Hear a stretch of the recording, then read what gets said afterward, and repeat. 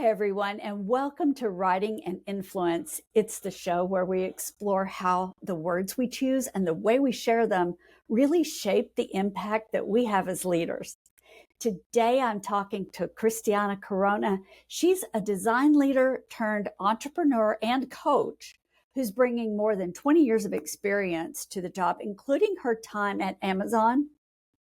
And Christiana believes that design and writing are powerful tools for change. So she's going to pull back the curtain a bit on her own process, how she uses design thinking, storytelling, and sometimes AI even to refine her message and multiply its reach. And I know that whether you're building a personal brand, coaching a team, or just trying to hit publish on that first LinkedIn post, you're going to walk away with some practical insights to help you write with purpose and lead with influence. So, Christiana, thank you so much for joining me today. Thank you. I'm so glad to be here. You know, something that I think struck me as really important in your journey is this pretty big leap that you made from the corporate environment to your entrepreneurial journey. So it just seems like that takes an extra large breath before you leap to make that kind of shift. So tell Yes. me a little bit more about what that shift was like, because it seems like in corporate you had a lot of guardrails and approvals and things like that. And now all of a sudden you have all this editorial freedom. So what do you do with that freedom? Oh my gosh. That is a fantastic question.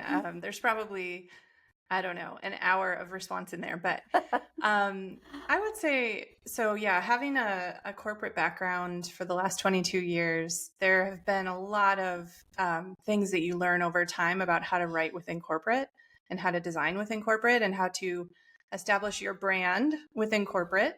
A lot of those guardrails are not your own, of course. And so there are a lot of things where you're learning within a certain environment. And I felt like I had gotten pretty comfortable navigating across Fortune 500 companies, figuring out what is my brand within that, how do I write within that. I will say Amazon was the next level, though. So if you know anything about Amazon's writing culture, it is very intense. It's very formulaic. It is meant to create excellence in writing. So even if I thought I was a good writer, I went into Amazon and it was like a big wake up call, right? Like you almost have to take English 101 all over again to learn how to write at Amazon. And so the years that I spent there, I think a lot of them were about how do you formulate, PRFAQ documents, which are, press releases, and they're ways of expressing big ideas. How do you write a promotion document? How do you gather data and evidence about human beings such that it can be a very specific way of telling a story and you can convince people that they're ready for the next level, right? So there's just this wealth of documents and wealth of expressions and how they want those things to be formulated at Amazon that took a while to cultivate. But I feel like because of that, I have become a much more precise and eloquent writer in a way that expresses things where you're not just saying fluff, right? You're not just saying like, oh, this person's awesome, or this idea is so brilliant. You can't say those words; those are fluffy words. Like you have to Yeah. use very precise language, data, back it up with evidence. So for me, that was really good because I hadn't had that background. And so learning all of that and then moving forward into, how do I transfer this into entrepreneurship? It wasn't really necessarily my plan to jump into entrepreneurship right away. I knew in the future that I wanted to go more deeply into coaching. And I had gone through a certification at the University of Texas, Dallas. They have an executive coaching program. And so I had done that during COVID because I was Mhm. stuck at home. And I had the opportunity to go to school at night. So I was working full time during the day and Okay. then going to school at night. And through that, I was able to develop this executive coaching degree and then go on and get certified through the International Coaching Federation. And so then that led me to being able to do that at work. And what was amazing is having that at work and then also kind of as a side hustle a little bit allowed me to start developing a little bit of what is my brand? What is that thing that I can be known for whether or not I have the title at this corporation forever or not, and I think a lot of people get stuck on that of developing their own brand and finding their own voice because you think it's only associated to the title. People are only going to care if I have this title, then they'll listen to me. And so it's like you kind of have to wrestle a little bit with your identity and figure out, like, how can I still be saying something that's important and it's something that is mine, while also navigating that. So long story short, I ended up in a situation where everyone was going back to the office 5 days a week, and I live very far away from the office, and I have 3 kids, and my parents were moving, and it was just sort of a thing where, I had to make a decision about, do I be there for my family and find a flexible way to do that? Or, am I going to spend maybe 12 hours commuting a week to this office? And that's a lot. I ended up having to make a choice, and I'm really glad that I did, to just honor my family and be here for them. And so I had already started this entrepreneurial journey with a podcast and my own I had stood up a business. I had started writing and trying to get my brand out there a little bit more on LinkedIn, probably 9 months before I ever made the decision to leave. So while it looked very sudden to everyone outside, it was this sort of, gradual journey, because I'm not a huge risk taker, like just jump in with both feet and don't have a backup plan or anything. I knew that I had a little bit of runway there. So I was gaining momentum even as I made that decision. And I'm guessing that comes in really handy when you're doing your coaching, because you were just talking about how you kind of guide other people through that transition.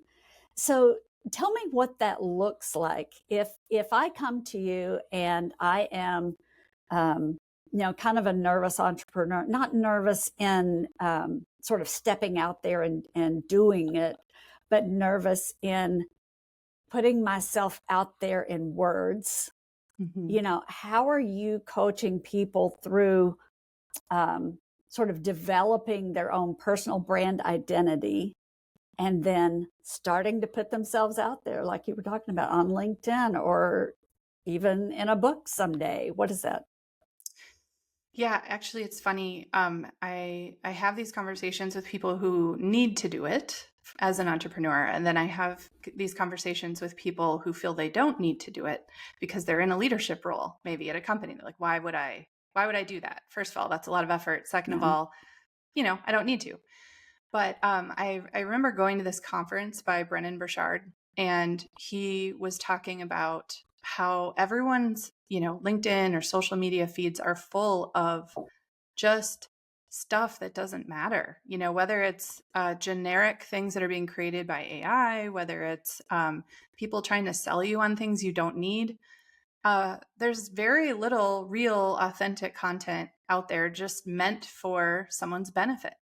And he's like, if you're not putting something positive out in the world, who is? So step up. It was said much more eloquently than that, but basically step up, and if you have people that you want to connect with and form an authentic connection with, this is a way to do that. And so a lot of times people say, well, what would I say? How could I possibly put something out there? I don't have, all these credentials or things. And it really doesn't have to be that complicated. I think if you have something that you're passionate about, something that you talk to everyone about, it's very natural. It's just you talk about the things you love and the things that, you would connect with other professionals about or your friends about. And you just start doing it. It's like really building the muscle and the habit of exposing yourself to it. So initially it feels huge. Like I remember when I first did that podcast, putting the post out the first time, I think my finger was shaking so hard. Like, oh, they're going to hate it. It's going to be terrible. And then you just realize over time, I'm the one creating the barrier here. No one else is as critical or judgmental as I am about my own things. And so you just put it out and you start realizing, there's a lot of people out there who I care about that like hearing from me, that like having a conversation with me in this way. And it starts to become a lot less about you and a lot more about connection.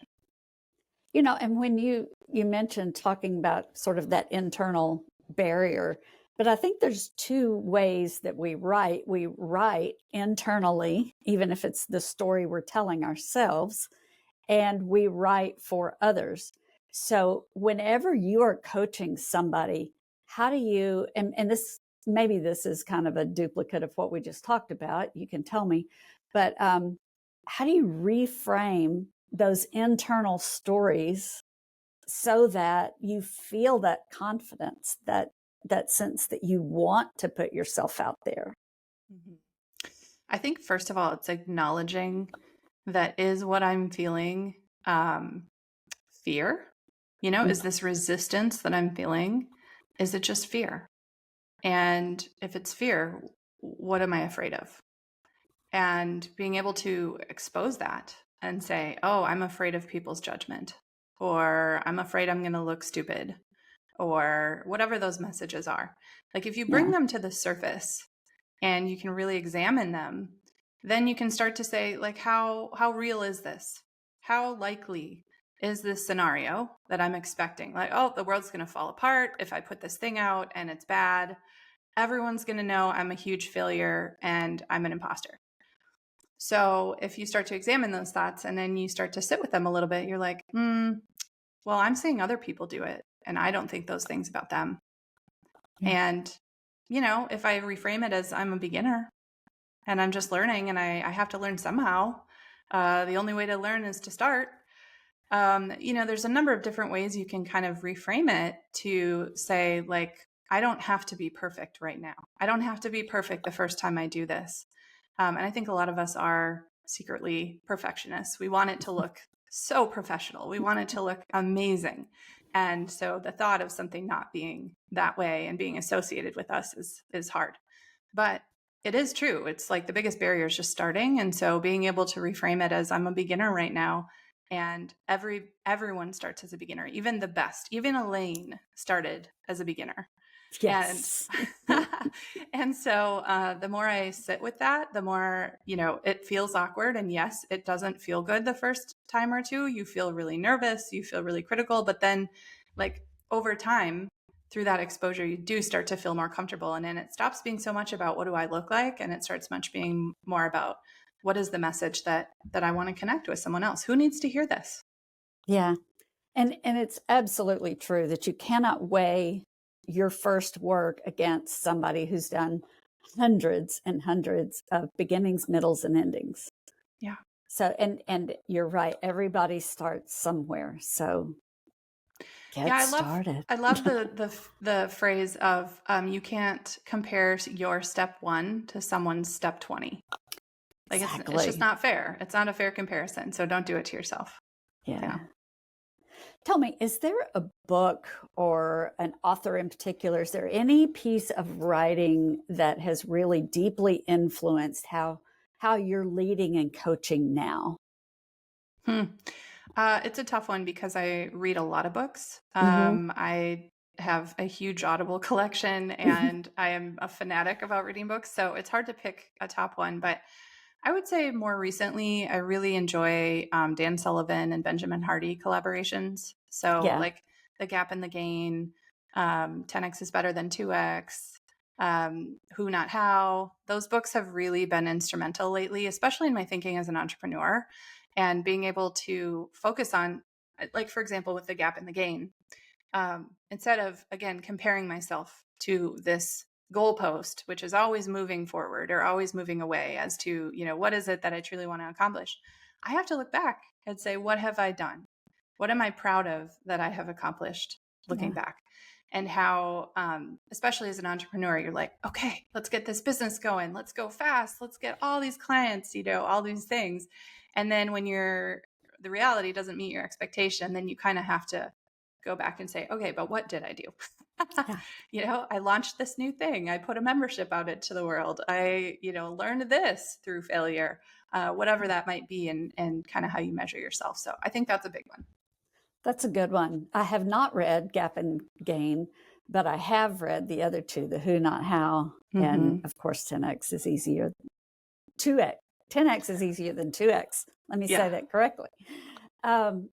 what is your biggest takeaway from, let's say, 10X? What's your biggest takeaway from that book? I think it kind of comes back to this topic of you're going to be doing things that are really outside your comfort zone.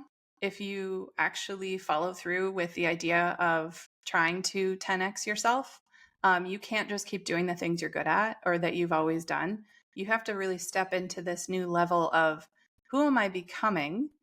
And that is not always a comfortable place. Yeah. And so being able to acknowledge that if you're doing it right, it's probably going to be scary. You're probably going to be having to put yourself out there in ways that you never have before, to establish your brand differently, to be much more public, to have a different role and allow someone else to do the things that you felt like you were really good at. You know, for me as a designer originally, I love design. I love doing that. That's my comfort zone. You know, maybe even writing to some extent. I love writing. But there are moments where you're like, well, I can't be a designer all day if I'm a business owner. You know, if I'm the CEO of my company, I can't be a designer all day. And so you have to acknowledge what roles you're sort of starting to shed a little bit more or hand off or delegate, and then where you're stepping into something that feels really uncomfortable. And it's a good discomfort because when it's tied to that goal, I think you're always thinking about how do you level yourself up to that next role or that next challenge and what it's calling you into. So I'm curious, Lillian, what is your biggest takeaway from 10X? Well, I think it's the fact that you make decisions differently. If you're shooting for 10X, you cannot operate the same way you've been operating. So it changes. I mean, just the idea that you have to get rid of probably 80% of what you've been doing that is that comfort zone you were talking about, and focus on the 20% that's going to be your launch pad to the thing that really is exponential growth. Yeah. So I think it's just the fact that I walk away from that with a decision-making tool that allows me to examine my day-to-day activities and go, is this serving the 10X goal, or is it just me pedaling faster, doing the same thing I've always done? Yeah, it's kind of like how you can cut through what is just hustle and what is meaningful work. Yes. Right. I've told people before that, sometimes I was just busy being busy without stopping to think. And when you're really busy being busy, you don't feel like you can stop to think and reflect and figure out what's serving you and what's not. Yeah, well said. And I feel like that's a challenge that a lot of people run into, whether they have their own business or whether they're also working at a large organization, is sometimes you get fooled that I am busy with meetings and therefore I'm doing the right things. Yeah. And that is the biggest misnomer, right? Because honestly, it's like you could be busy with meetings all week. You could have 40 hours of meetings and have gotten nothing done. And so having to step off the treadmill for just a second to assess, like, are the activities that I'm doing leading to meaningful change? I think that's a very valuable exercise. Yes. So everybody back that up, replay that one more time in the last 30 seconds or so. This is such great advice. I want to dig into design a little bit more for a second because I got tickled when I was thinking about our conversation because my husband and I had this long-standing, he and I met when we were both working for Texas Parks and Wildlife magazine. And we would butt heads because he would say, there's too many words here. We need more room for these beautiful pictures. And I would say, you need to cut a picture out so I can get some more words in. So we had this ongoing, headbutt thing, and we still enjoy teasing each other about that. But so I think what you do better than maybe anybody I've talked to before is bring those two worlds together, because you were a designer, you understand the value of design, you understand that every single thing has a purpose in there.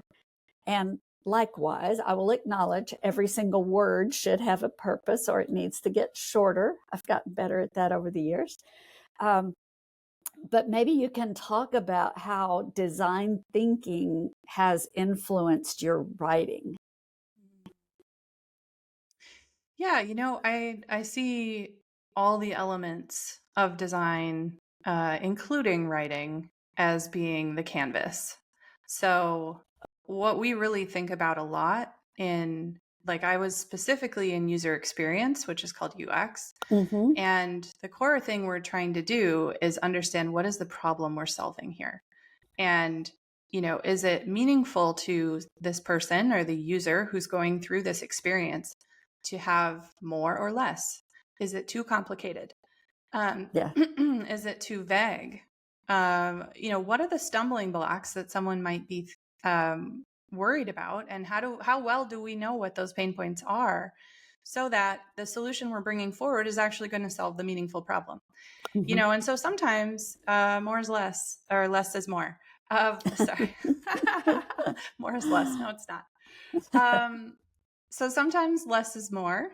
And where we think we have to make something look fancy or, really exciting, sometimes it's like if you just remove a few elements and try and make it more simple and, less words, less competing things on a page, less buttons, you actually are able to really accomplish a goal a lot faster and make sure that people are not confused in doing so. So, like, to me, I don't see them as opposing forces necessarily, or like completely separate. I think in our world, we operate with all of those things, so it can be interactions as well. Like I mentioned, a button or a collapsing element, or how someone moves from one step or one piece of information to another. It all has to work as a whole.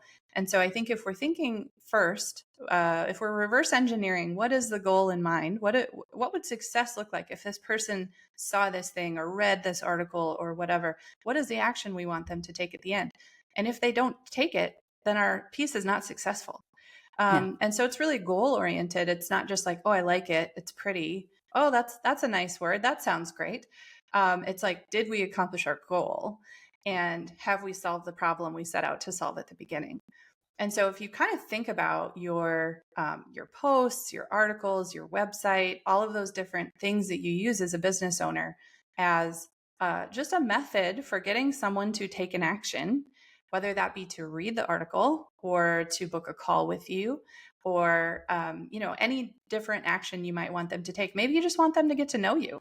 In which case, use as many words as you want and as many pictures if that's your goal. So you kind of start with that in mind, and then I think it's easier to go back and say, well, what is needed here to make this effective? Because you'll know one way or another, are you getting people to do that thing? And I don't think we always hear people um, thinking in terms of UX, user experience, when we talk about words. But if you look at it as the whole, like what you were just describing, is really being focused on that audience. Mm-hmm. So even if and I do this with people who are publishing books a lot, we really focus first on the audience and who's going to read it, and then plan the content. And if you're Mm-hmm. doing that same structure, thinking about the design of your words and how it's going to influence and impact the reader, what action they will take, what changes because they read it. Mm-hmm. Yeah, then I think we can eliminate the headbutting that comes with pictures versus words and really just go, what does the reader really want? And that's all that matters. Yeah, and we all learn differently, right? So Yes. someone may consume your content best as a reader. Some may consume it best as a visual learner. They just want Mm-hmm. to see things. Like if they see a graphic or if they see a chart or something, it's like, oh, okay, it made sense. Someone else may learn best through audio, and someone else may learn best through video.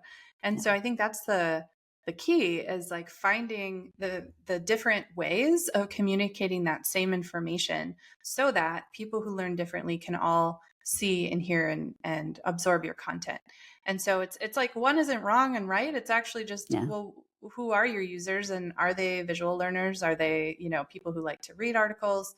Knowing that about your audience can be really helpful, because then you can say, oh, they're both. Okay, well, in that case, I need to serve them with both things. Yeah. So important. And that made me think, in the work that you're doing every day, you're coaching this. So talking about the wide variety of learners and how people are absorbing information, you're coaching people, sometimes one-on-one, sometimes in groups. And I know you've got this new membership program that's coming up.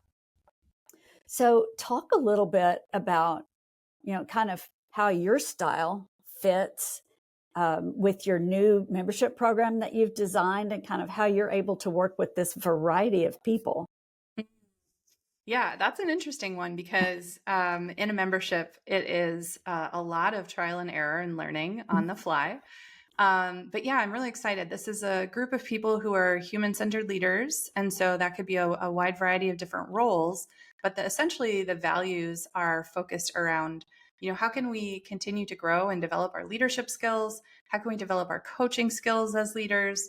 And how can we really show up in a way that helps our teams to thrive? So, Yeah. Enough with this burnout culture, enough with this, you got to work 80 hours a week to show you're successful.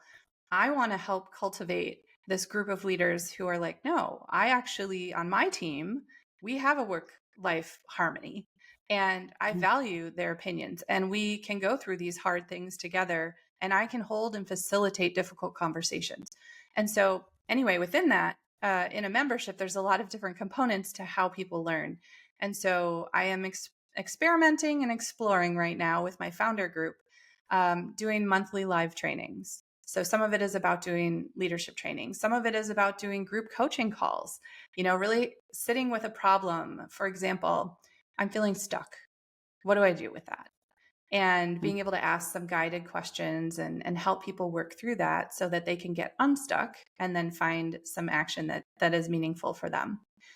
I'm also creating some downloadable PDFs, some workbooks, some things that they can actively write and reflect with, because not everyone, wants to participate in a big group conversation. Some people want to do it on their own. They want to take some time with things. And then there's a community chat aspect. So we have a lot of conversations. We go deep on things. We're able to share. We're able to acknowledge and celebrate different people's wins in this sort of community environment. And so there's a lot of different things, and I'm sure that will continue to grow over time. Some are more course and, learning based, and then others are more informal and sort of helping people have the right kind of conversation and answer questions that they have in the moment when they have those leadership challenges. So it's using every multifaceted element that I have to try and say, like, what's working, who's engaging with what. It's a fun experiment. I like it.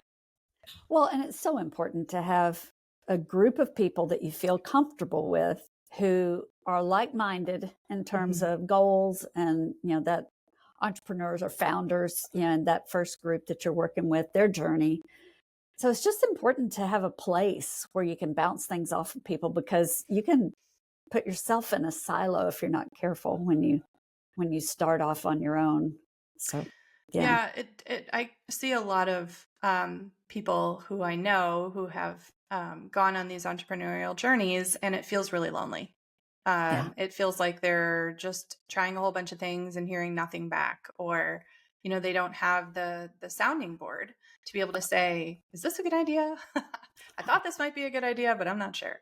And I think community is everything. And so whether or not you've already had that in the past, I think finding and cultivating that community for yourself, so it's not an echo chamber, because you don't always have the right answer. And sometimes when you learn and you fail, and then you come back and you say, okay, I learned something, here you go, someone else, so that you don't have to experience that too. It's nice to be able to share that back. Definitely.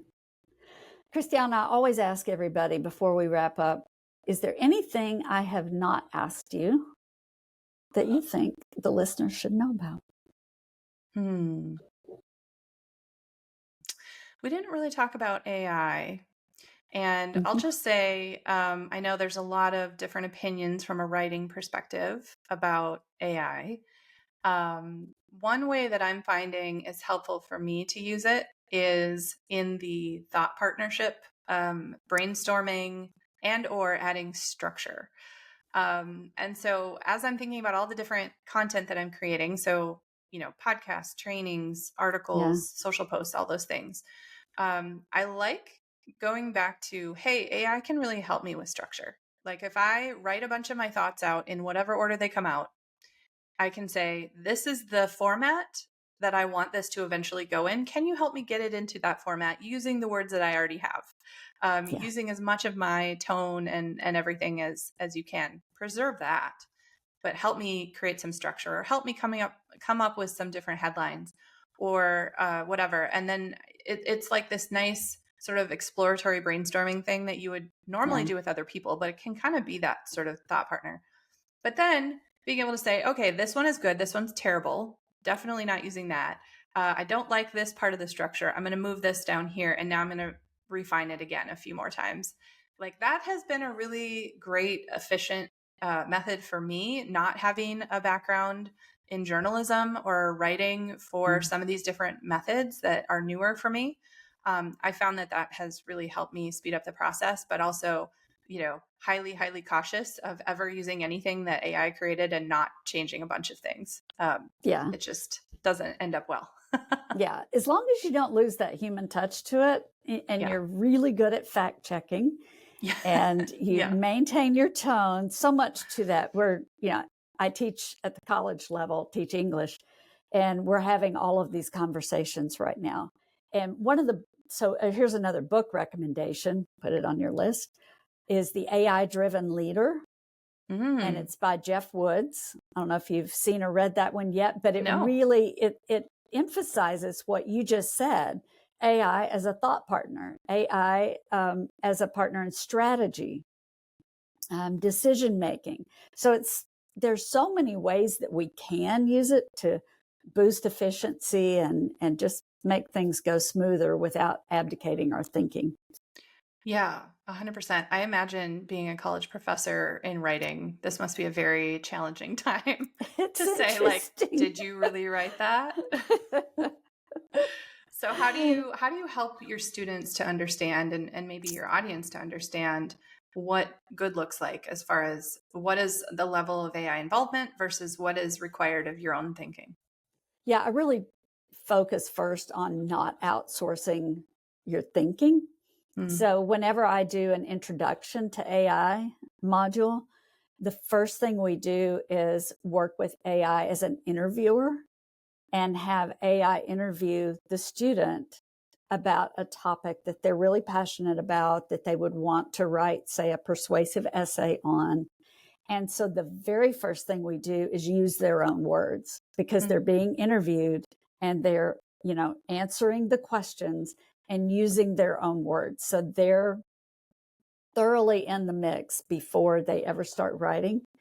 And so I'm just trying to guide them through some really good ways they can leverage it without, having it do all the writing for them. So we're going to look at multiple ways, look at how to eliminate bias in our writing by using AI.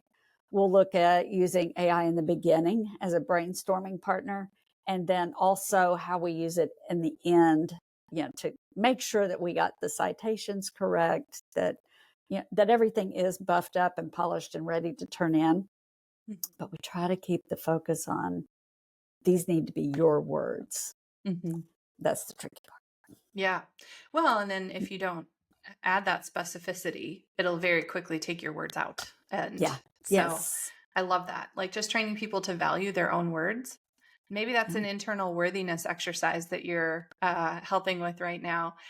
Just, thinking about like, no, there's a reason why you used some of those words, and they're important and they're your voice. And so how do Mm-hmm. you make sure that moving forward, you are able to fully keep that about yourself?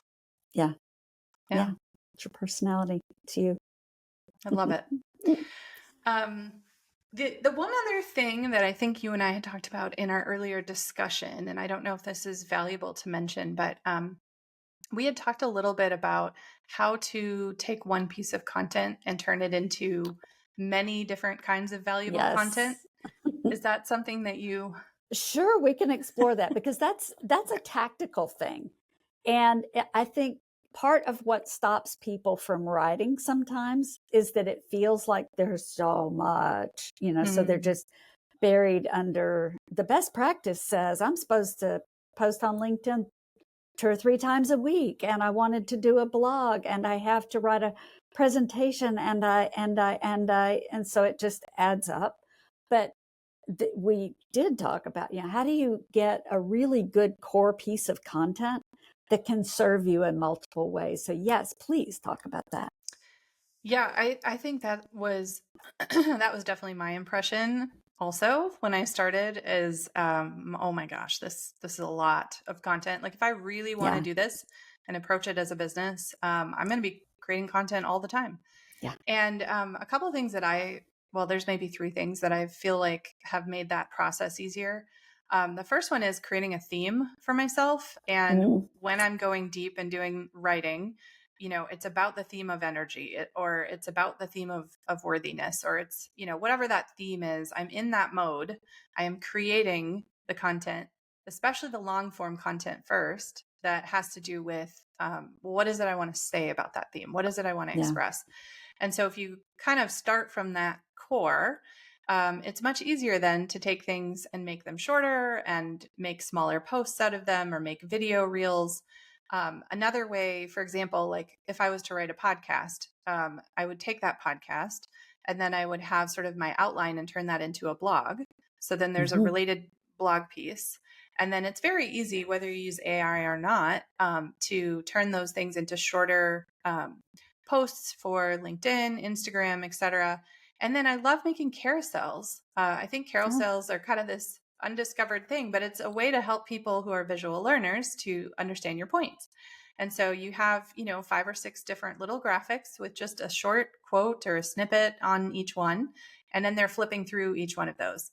And then maybe if you recorded a podcast video, then you're able to take like those little snippets that are short reels, maybe 30 seconds, but definitely less than 60 seconds, and put those out as well. And suddenly you have 12 pieces of content from one podcast or one original script.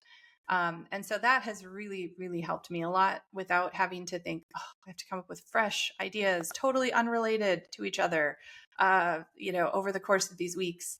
And just being able to take those different formats from that one original video or that one original post has been a game changer. One thing I want to add about that, if anybody's listening and they're sitting there thinking, but I'm talking about the same thing over and over, it's fine. First of all, people need repetition these days. They don't get it the first time. And because of the algorithms, not everybody sees everything.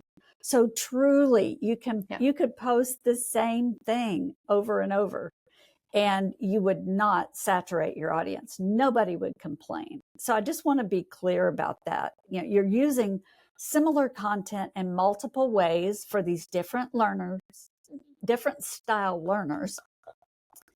And that's wonderful. So never feel like you're oversaturating.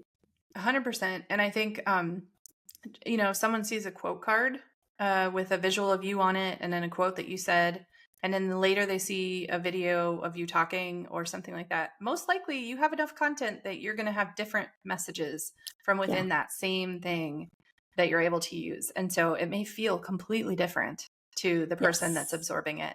And to your point, a lot of people won't see half the stuff you create anyway. So one person will see the video, one person will see the quote, one person will see the long form post, and they don't get any overlap, unfortunately. So it's kind of, you don't always know what's going to perform the best. And so it's great to try a lot of different things to see what your audience likes the best.